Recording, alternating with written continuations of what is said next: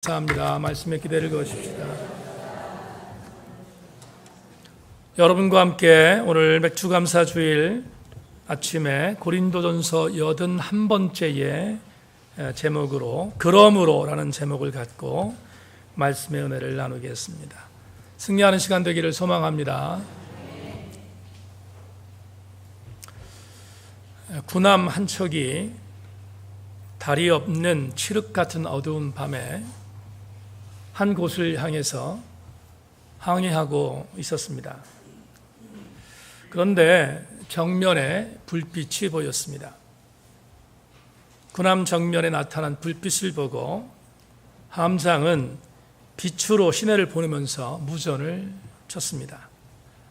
방향을 서쪽으로 10도 돌리시오라고 명령했습니다. 그러자 상대방 쪽에서 무전이 왔습니다. 당신이 방향을 동쪽으로 10도 돌리십시오. 그러자 화가 난 함장이 다시 신호를 보냅니다. 나는 해군 함장이다. 다시 너희들에게 신호를 보낸다. 당장 방향을 바꿔라. 이렇게 명령을 내렸습니다. 그러자 상대방이 똑같이 신호를 보냅니다. 나는 해군 일병이다. 절대로 방향을 바꿀 수 없다. 이렇게 신호를 보냈습니다. 화가 머리끝까지 난 해군 함장이 이제는 최후로 신호를 보냅니다. 이 배는 전함인데 바꾸지 않으면 발포하겠다라고 소리를 치면서 무전을 보냈습니다. 그러자 상대방에서도 마지막 신호가 왔습니다. 절대로 바꿀 수 없습니다. 여기는 등대입니다. 이렇게 왔습니다. 여러분, 정영진 박사께서 쓰신 사람이 따르는 리더, 행복한 리더라는 책에 수록된 이 글을 기도원에 올라가서 읽다가 이런 생각을 했습니다. 한 공동체에 모든 지체들을 이끌어가는 리더라면 그 리더만이 갖고 있는 분명한 리더십, 목적이 있어야 하는데 이 목적은 어떤 상황에 따라서 바꿔서는 안 되는 리더만이 갖고 있는 목적의식이며 철학이 있어야 한다는 사실을 이 책에서 가르쳐 주는 것 같았습니다. 그런데 교회를 목회하는 목사로서 저는 정 박사님이 말했던 이 내용과 맞물려서 또 다른 생각을 하나 하게 됐습니다. 그것은 그리스도인들, 저 그리고 여러분과 같은 그리스도인들이라면 마찬가지 흔들리지 말아야 할 분명한 철학과 목적의식이 있어야 되지 않을까 하는 생각이었습니다. 그리스도인들이 가져야 할 마지노선과 같은 분명히 가져야 할 영적 철학은 무엇일까 생각하다가 이런 생각을 하게 되었습니다. 우리는 세상의 식이라고 하는 세상의 방법 가운데서 그것이 하나님의 식과 충돌할 때 하나님의 식을 정상적인 방법이라면 절대로 물러서지 말아야 한다는 철학입니다. 우리 교회 이름을 10여 년 전 새인교회라는 이름으로 교회를 창립하고 세웠습니다. 새인이라는 말은 세상 세자에 인정할 인자를 쓰는 단어입니다. 다시 말하면 세상이 인정하는 교회가 되자는 취지로 뜻을 합한 것입니다. 수많은 사람들이 하나님이 인정하는 교회가 되어야지 세상이 인정하는 교회가 되어서야 되겠는가라고 공격할 때가 있지만, 저는 우리 교우들과 흔들리지 않고 세상이 인정하는 교회가 되어야 되겠다는 마음으로 지난 10년을 달려왔습니다. 세상은 악한 곳이고, 세상은 범접하기 어려운 곳이고, 세상은 사단이 지배하는 장소라고 이원론적으로 치부해 버리는 것이 교회의 굉장히 위험한 요소입니다. 세상은 절대로 우리가 맹목적으로 완전히 결별시켜야 할 영역이 아닙니다. 왜냐하면 세상은 저와 여러분들이 인정받아야 할 영역이기 때문에 그렇습니다. 세상이 우리와 함께 가고 있는데 세상을 완전히 결별시켜야 할 영역으로 볼 때 우리 교회는 우리만의 리그를 갖지 않겠습니까? 세상을 완전히 죄악시하여 세상과 결별되어 있는 삶을 교회가 추진한다면 절대로 세상은 교회를 인정하지 않을 것입니다. 그러나 이것을 전제하여 우리 교우들과 함께 나누고 싶은 것이 있습니다. 세상의 영역에 대한 부분에 그 부분을 우리가 인정하는 것을 전제로 하여, 그렇다면 우리는 세상의 식을 받아들여야 하는가? 그렇지 않습니다. 세상의 식을 받아들인다는 것은 세상의 식이 하나님의 식에 대하여 충돌하지 않을 때를 전제합니다. 예를 하나 들겠습니다. 제가 교단에서 사역을 할 때 제가 잘 아는 선배 목사님이 계셨습니다. 지금은 은퇴하셨는데 그 목사님은 저와는 성향이 아주 다른 선배이셨습니다. 그분은 정치를 대단히 좋아했습니다. 여러분 아시는 것처럼 정치에 대한 부분에 있어서 굉장히 거부하는 성향을 갖고 있는데 그 목사님은 정치에 목숨을 건 선배이셨습니다. 그래서 정치를 하려면 세를 불려야 하는데 세를 부리기 위하여 많은 사람들을 자기 편으로 영입했습니다. 한편적으로 정치하는 목사니까 그럴 수 있다 생각했습니다. 그런데 문제점은 이해하고 들으십시다. 여기 이강동 목사가 있습니다. 그런데 한 공동체에서 이강동 목사를 100% 지지하면 그건 공산당입니다. 그건 민주주의가 아닙니다. 저를 지지하는 그룹이 있는가 하면 저를 지지하지 않는, 견제하는 그룹이 있습니다. 마찬가지로 그 선배 목사님도 지지하는 그룹이 있는가 하면 그 선배님과 성향이 다른 많은 사람들은 그 선배를 지지하지 않고 반대했습니다. 안타까운 것은 자기를 반대하는 지지 세력이 뭔가를 얘기하면 그 선배가 그 내용을 갖고 세상법에 고발했습니다. 이렇게 정의합니다. 아주 질 나쁜 행위입니다.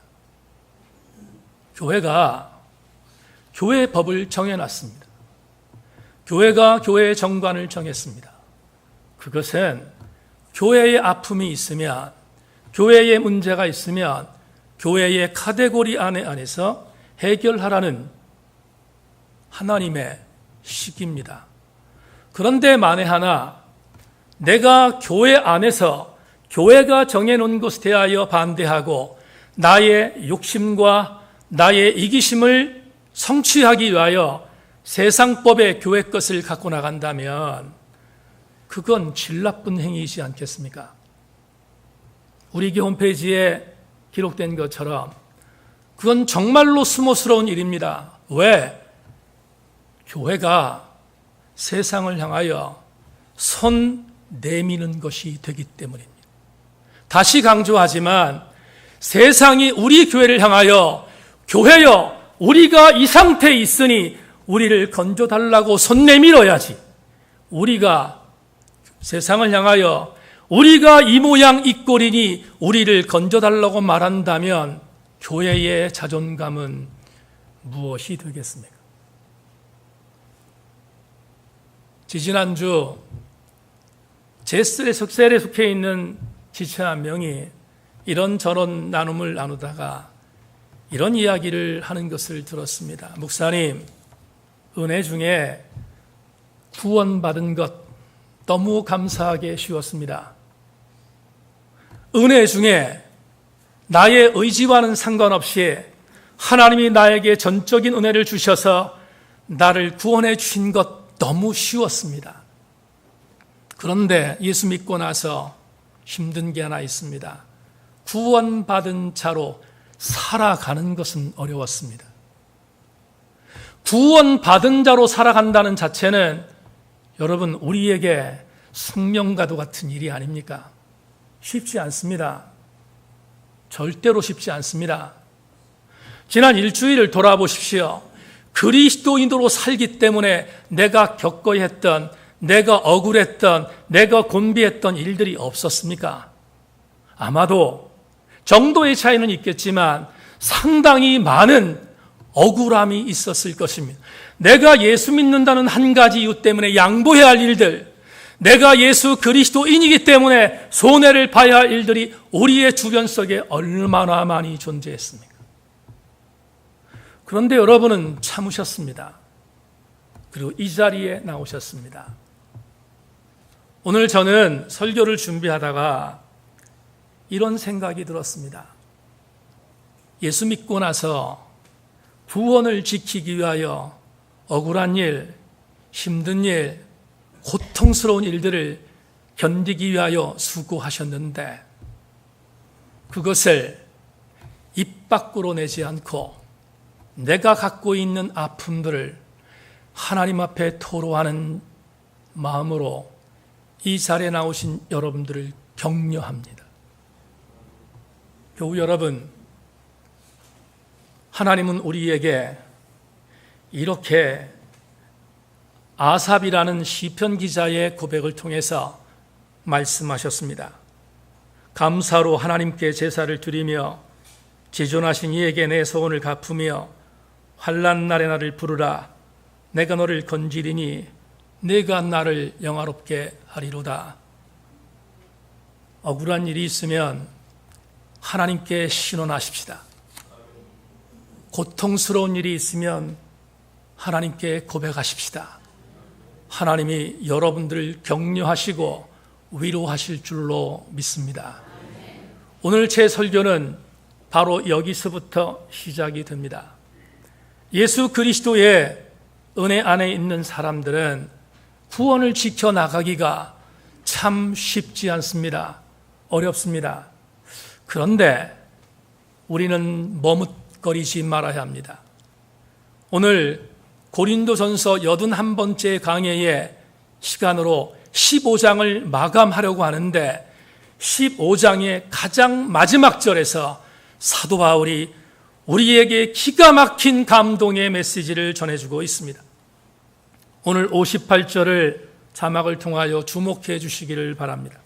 그러므로 내 사랑하는 형제들아 견실하며 흔들리지 말고 항상 주의 일에 더욱 힘쓰는 자들이 있더라. 이는 너의 수고가 주 안에서 헛되지 않을 줄을 알미라. 사도 바울은 이 메시지를 고린도 교회 안에 있는 공동체에게 전했습니다. 왜 이 메시지를 전했습니까? 2주 전 우리는 이미 살펴보았습니다. 고린도 교회라는 공동체 안에 예수를 믿음으로 말미암아 구원받았음에도 불구하고 애석하게도 부활을 믿지 않는 자들이 있었다고 말했습니다. 고린도 교회 안에서 예수 그리스도로 말미암아 신앙을 고백했음에도 불구하고 부활을 믿지 않는 자들이 있었다고 했습니다. 사두개적인 성향을 갖고 있었던 유대적 그리스도인들, 헬라적인 철학으로 무장되어 있었던 그리스도인들이 고린도 교회 안에 있었다고 했습니다. 이들은 기성을 갖고 부활을 믿지 않았습니다. 사정이 이렇다 보니 고린도 교회 안에서 부활을 믿는다고 고백하면 비지성적인 사람이 되어지고, 부활을 말하면 왠지 모자란 사람이 되어지는 것처럼 왕따 당하는 분위기였음을 지지난주에 여러분과 함께 나눴습니다. 이런 차원에서 부활을 함부로 말할 수 없었던 이 안타까움을 보고받은 사도 바울이 이렇게 말했습니다. 고린도 교회 형제들아, 부활을 말할 때 주저하지 말라는 것입니다. 부활을 선포할 때 주저하지 말라는 것입니다. 왜냐하면 너희들이 이 부활의 믿음 안에서 수고하는 수고가 절대로 헛되지 않을 것을 내가 확신하기 때문이다. 선포했습니다. 58절의 마지막 절을 주목해 보십시다. 58절 마지막 절 후반절에 사도 바울이 이렇게 말합니다. 너희 수고가 주 안에서 헛되지 않을 줄을 알미라. 여기서 여러분과 함께 나눠야 할 단어를 하나 소개합니다. 수고라는 단어입니다.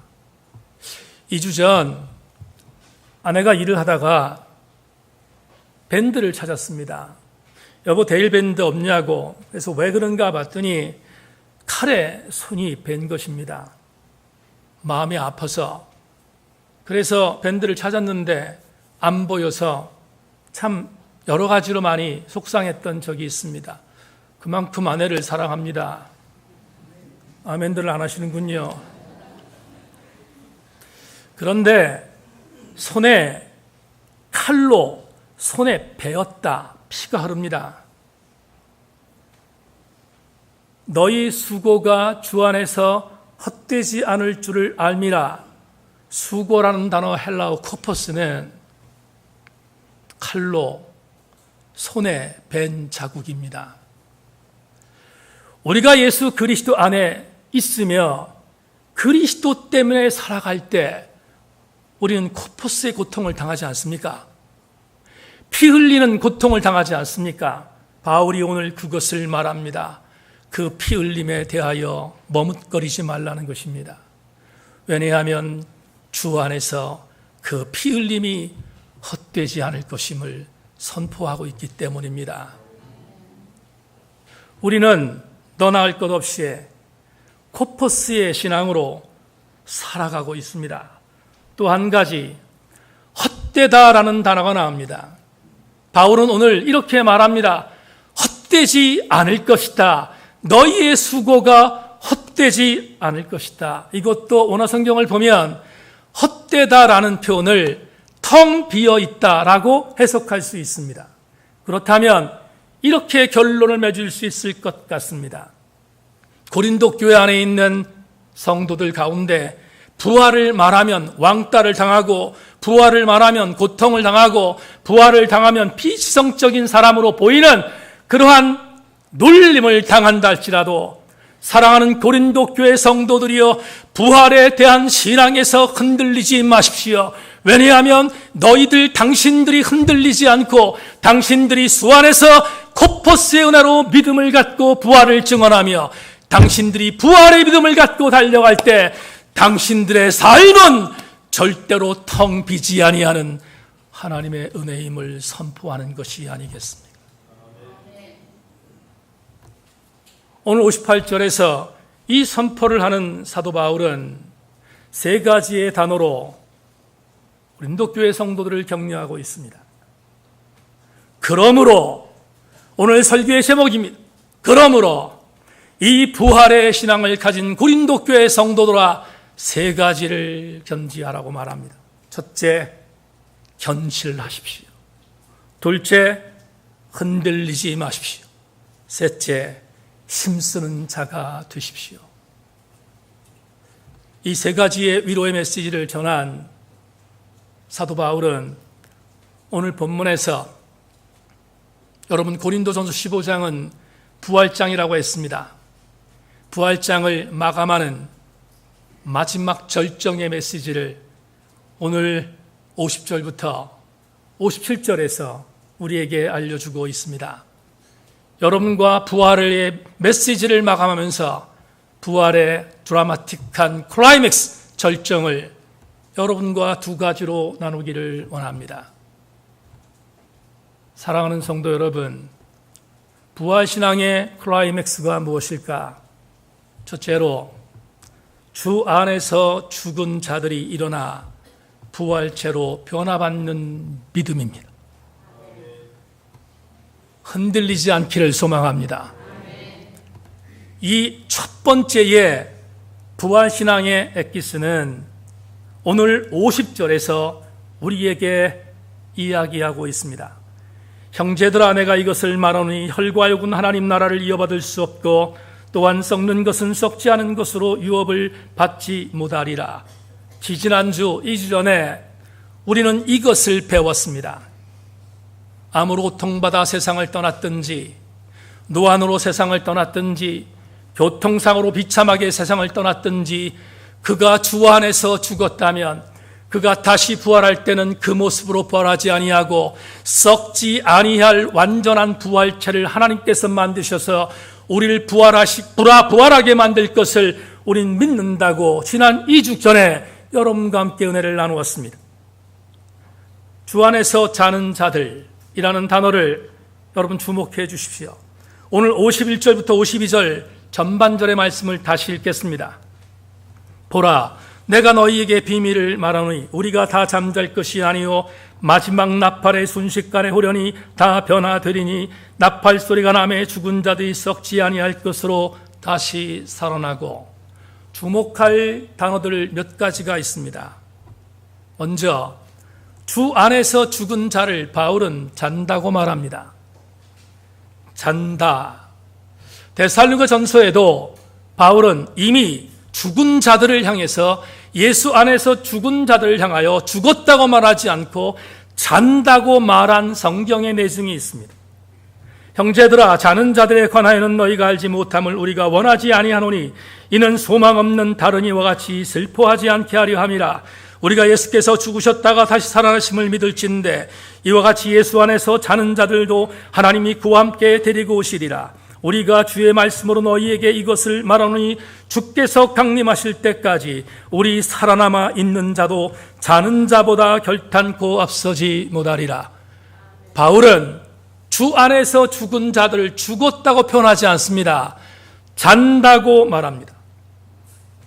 이 구절을 고린도전서 오늘 본문 51절과 52절을 해석한 데이비 프라이어 박사는 그의 고린도전서 주석에서 잠자다를 이렇게 해석했습니다. 잠자다는 그리스도 예수 안에서 죽은 자들이 일정 기간 동안 무의식 상태에 돌입하는 것에 대한 가장 자연스러운 상태를 의미한다. 교우 여러분, 자는 것 경험해 보시지 않았습니까? 자는 것은 한시적입니다. 자다가 때가 되면 반드시 그 다음 순서는 깨는 것입니다. 일어나는 것입니다. 주 안에서 죽은 자를 잔다고 표현한 이유는 주 안에서 죽은 자, 자는 자는 나팔 소리가 들리는 그 순간 반드시 잠에서 깨어남을 전제하고 있습니다. 여러분 지인들 가운데서 주 안에서 신실하게 신앙생활을 하다가 하나님 앞에 잠든 자가 있다면 기대하십시오. 그는 반드시 다시 일어날 것입니다. 두 번째로 오늘 부활신앙의 엑기스의 두 번째는 이렇게 말합니다.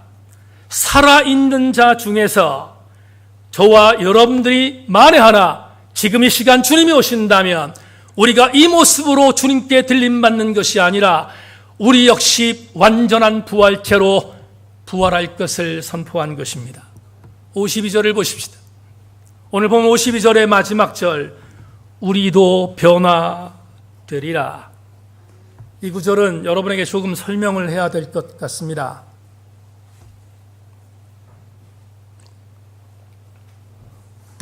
지난 주일 오후 예배 때 사도행전 2장을 설명하면서 베드로의 이야기를 전한 적이 있습니다. 베드로가 성령을 받고 그가 밖으로 나와서 복음을 전했습니다. 십자가의 도를 전했습니다. 그때 십자가의 도의 복음을 전할 때 그 도를 받은 사람들은 바로 불과 얼마 전 예수를 십자가에 죽인 자들도 포함되어 있었습니다. 그들은 유대인들이었습니다. 그런데 베드로가 예수 그리스도의 십자가를 전했습니다. 그리고 예수 그리스도의 십자가를 전한 뒤 성령을 전하자 거기에 있던 유대인들이 변화를 받게 되었습니다. 그리고 그들이 마음에 찔렸습니다. 성경은 분명히 말합니다. 그들이 마음이 찔렸다고. 마음이 찔린 뒤에 그들이 행한 고백이 이것입니다. 거기 있는 제자들에게 베드로의 설교를 들은 뒤에 그들이 첫 번째로 반응한 것은 이것입니다. 그렇다면 우리가 어찌해야 합니까? 예수를 죽일 때와는 달랐습니다.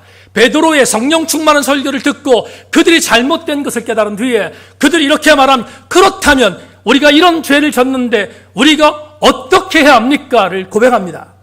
NIV 영어 성경에 우리가 어찌할 거를 이렇게 기록했습니다. What shall we do입니다. What shall we do에서 shall이라는 조동사를 주목하십시오. shall은 무엇을 해야 한다는 동사를 보조해주는 동사 중에 가장 강력한 조동사입니다. 다시 말하면 우리가 어찌할 거라는 그들의 고백 속에 이게 담겨 있습니다. 제자들이여, 내가 이런 죄를 졌다. 그런데 내가 너의 말을 들어보니까 그냥 그런 것 같다. 내가 어떻게 해야 되지? 그것에 대해서 방법을 알지 못하면 괜찮아. 그것이 아닙니다. What shall we do? 우리가 어찌할 거라고 하는 shall이라는 조동사를 쓴 이유는 이것입니다. 베드로와 제자들에게 말합니다. 내가 분명히 예수를 죽였다. 내가 그것을 알지 못했다. 그러나 이제는 내가 깨달았다. 내가 잘못된 것을 깨달았다. 내가 반드시 회개할 것을 강조한 것입니다. 내가 반드시 돌이킬 것을 강조한 것이 우리가 어찌할 거에 대한 메시지입니다. 그런데 놀라운 것은 오늘 바울이 52절 하반절에서 똑같은 동사를 쓰고 있습니다. 우리가 변화될 것이다. We shall be changed. 우리는 반드시 변화될 것이다. 사랑하는 여러분, 변화돼도 그만이고 안 돼도 그만인 것이 아니라 부활의 믿음을 갖고 있는 자는 반드시 주님이 이 땅에 다시 오실 때 완벽한 부활자로 부활될 것을 확신한 선포가 52절 하반절입니다. 세인교회 교우 여러분, 저는 우리 교우들에게 이렇게 용기를 드리고 싶습니다. 여러분이 아는 지체들 가운데 주 안에서 세상을 떠난 자가 완벽한 부활체로 반드시 부활할 것이며, 이후 저와 여러분들도 반드시 부활할 것을 믿습니다. 오늘 이 믿음이 부활 믿음의 액기심을 명심하고 여기에 모여있는 우리 모든 교우들마다 부활의 신앙으로 무장할 수 있기를 주님의 이름으로 축원합니다. 이제 마지막으로 여러분과 함께 이 부활의 신앙으로 무장한 자, 그는 곁들여서 바로 이것을 믿는 자임을 선포하며 오늘 설교를 맺을까 합니다. 부활할 것을 믿는다는 것은 더불어 이것을 믿는 것입니다. 내가 죽어야 할 사망이 주님의 부활의 은혜로 사망되는 것을 믿는 것입니다. 내가 죽어야 할 사망을 주님께서 사망하게 하신 것을 믿는 것이다. 다 같이 아멘으로 화답합시다. 요한복음 20장에 있는 말씀을 잠시 묵상하겠습니다. 요한복음 20장 6절로 8절을 제가 읽겠습니다. 시몬 베드로는 따라와서 무덤에 들어가 보니 세마포가 누웠고 또 머리에 쌌던 수건은 세마포와 함께 놓이지 않고 딴 곳에 쌌던 대로 놓여 있더라. 그때야 무덤에 먼저 갔던 그 다른 제자도 들어가 보고 믿더라. 부연하겠습니다. 막달라 마리아가 안식 후 첫날 예수님의 무덤을 찾아갔더니 예수님이 보이지 않습니다. 너무 놀라서 예수님의 제자들이 모여있는 곳에 가서 이렇게 말합니다. 주님께서 안 보이십니다. 주님이 부활하셨습니다. 그러자 그 메시지를 받은 제자들이 믿지 못했습니다. 그리고 난 뒤 막달라 마리아의 보고를 받은 제자 중 2명, 베드로와 요한이 사실을 확인하기 위하여 무덤으로 찾아갔습니다. 베드로가 무덤 안으로 들어갔습니다. 놀라운 광경이 벌어졌습니다. 뭡니까? 여러분, 조금 전에 읽었던 요한복음 10장에 있는 이 본문을 제가 설명해야 여러분이 무슨 말인지 이해됩니다. 세마포라고 되어 있는 이 단어는 우리의 단어로 말하면 수의입니다. 예수님의 시신을 입혀놓았던, 시신에 입혀놓았던 수의가 이렇게 되어 있었습니다. 주목하십시오. 우리도 그렇지만 시신, 여러분 제가 입관할 때 시신의 밑에 부분을 입히는 옷과 머리에 쓰는 두건이 있지 않습니까? 똑같은 의미로 예수님도 머리를 감쌌던 세마포가 있었고 몸을 감쌌던 세마포가 있었다는 것입니다. 그런데 베드로가 무덤 안에 들어가 보니 예수님 보이지 않고 이상한 현상이 벌어졌습니다. 예수님의 머리를 감싸고 있었던 세마포는 한쪽에 개켜져 있었고 예수님의 시신을 감싸고 있었던 또 하나의 세마포도 개켜져 있습니다. 목사님, 우리 성경에 없습니다. 개켜져가 어디 있습니까? 세마포로 쌓여 놓여 있더라는 이 단어를 우리가 먼저 보던 개역판 성경을 보면 기가 막히게 번역되어 있습니다. 개켜져 있더라라고 되어 있습니다. 개켜져 있다는 말이 뭘까?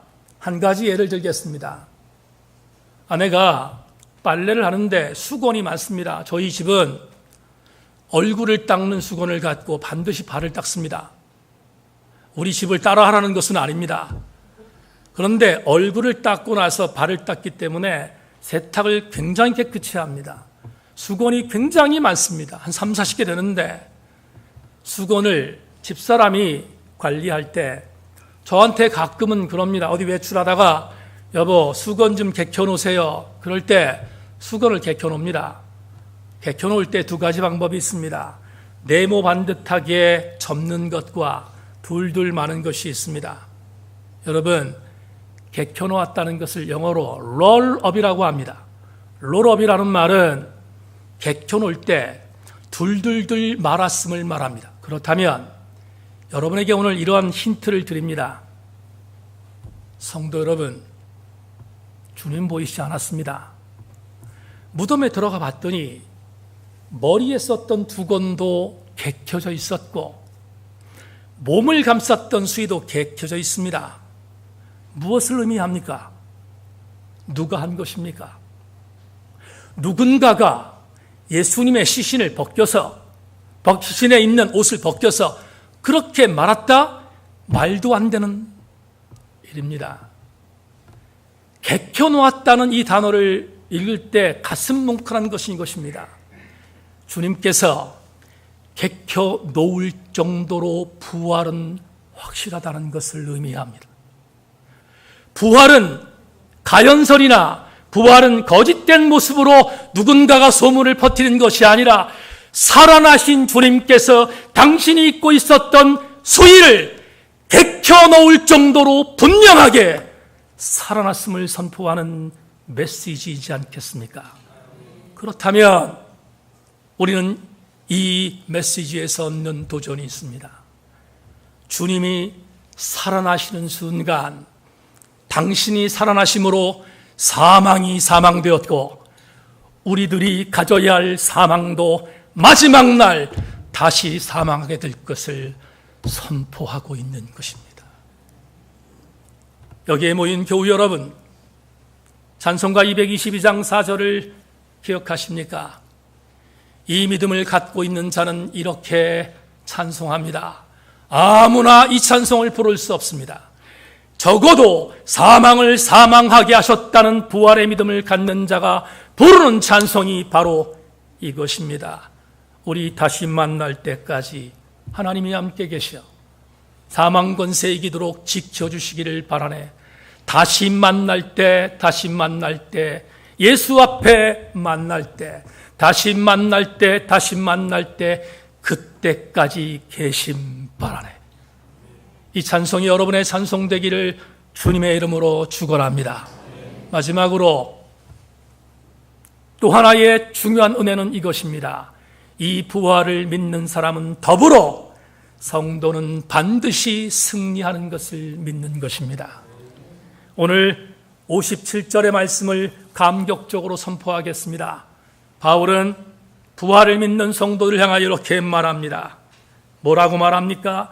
우리 주 예수 그리스도로 말미암아 우리에게 승리를 주시는 하나님께 감사하노라. 우리 하나님 앞에서 부활을 주신 것에 대하여 감사하는 바울은 로마서 8장에서 이렇게 또다시 선포하지 않았습니까? 누가 우리를 그리스도의 사랑에서 끊으리요? 환난이나 곤고나 박해나 기근이나 적신이나 위험이나 칼이라. 기록된 바 우리가 종일 주를 위하여 죽임을 당하게 되며 도살당할 양같이 여김을 받았나이담과 같으니라. 그러나 이 모든 일에 우리를 사랑하시는 이로 말미암아 우리가 넉넉히 이기느니라. 내가 확신하노니 사망이나 생명이나 천사들이나 권세자들이나 현재이나 장래이나 능력이나 높음이나 깊음이나 다른 어떤 피조물이라도 우리를 우리 주 그리스도 예수 안에 있는 하나님의 사랑에서 끊을 수 없으리라. 우리 모든 성도 여러분, 하나님의 사랑에서 끊을 수 없는 그 은혜가 우리가 결국 이긴다는 믿음인 것을 확신하고 부활의 믿음으로 승리하기를 주의 이름으로 축원합니다. 말씀 맺겠습니다. 세간에 땡중이라고 별명을 얻었던 중강이라는 그림을 그리는 스님을 기억합니까? 중강이 수계를 받고 자유로운 승려 생활을 했습니다. 수많은 사람들이 그를 땡중이라고 했습니다. 그가 죽었습니다. 사람들이 그의 묘비에 그가 죽으면서 남긴 말을 묘비로 만들었습니다. 중강의 묘비는 이렇게 쓰여 있습니다. 에이, 괜히 왔다 간다. 중강의 묘비명입니다.